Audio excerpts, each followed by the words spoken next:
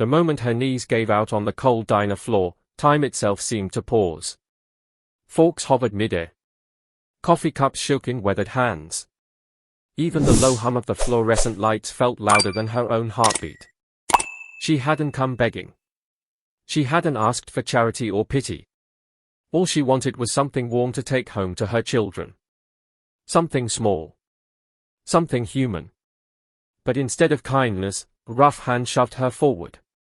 Her body hit the tile, and with it, her dignity shattered, scattering like crumbs across the floor.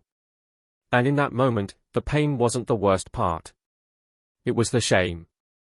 Before this story pulls you deeper, if you believe in kindness, second chances, and standing up for those who feel invisible, please like this video, share it with someone who needs hope today, comment your thoughts, and subscribe to Kindness Corner of MotivHeart Tales. And tell us in the comments where you're watching from, because compassion has no borders.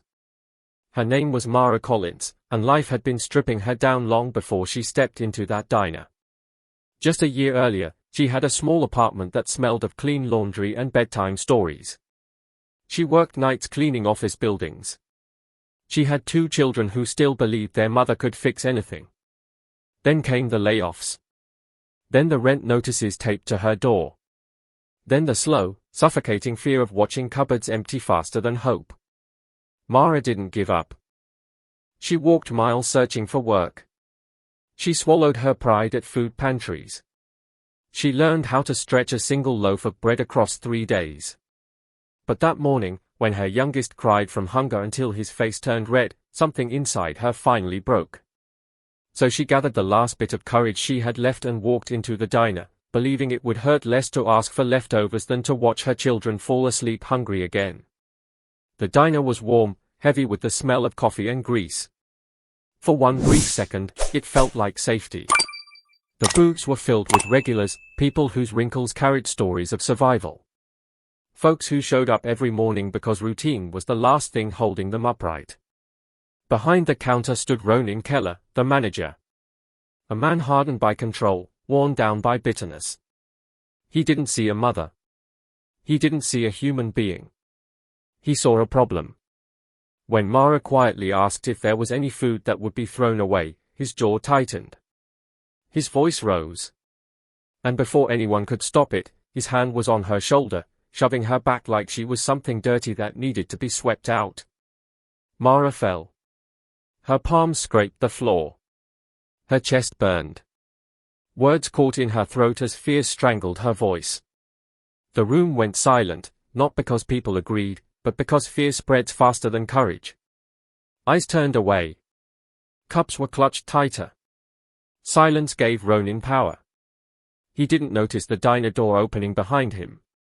He didn't hear the shift in the air when heavy boots stepped inside. Outside, a group of bikers had pulled in for breakfast, their engines cooling in the parking lot. They weren't the monsters people imagined. They were men and women shaped by loyalty, by loss, by knowing what it meant to fall and survive. Their leader, Elias Monroe, understood how thin the line was between despair and dignity. When they saw a woman on the floor with tears streaking her face, something unbreakable stirred.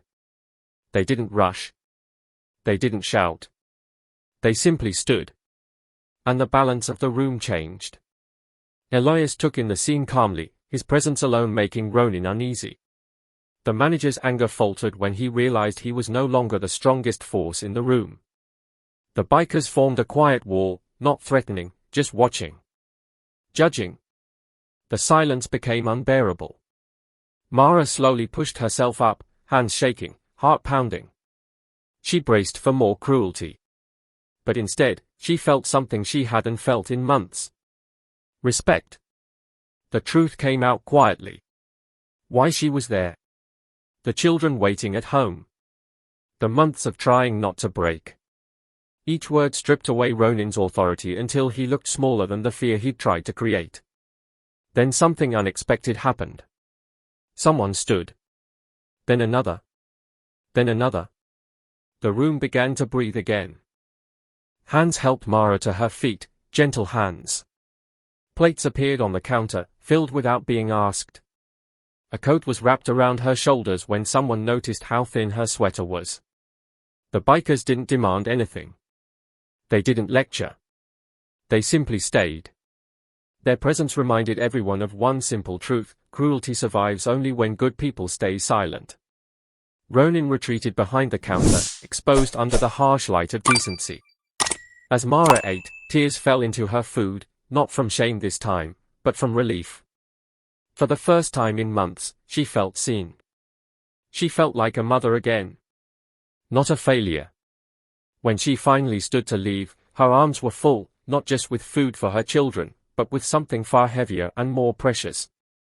Hope. Outside, the sun sat higher in the sky. The air felt lighter.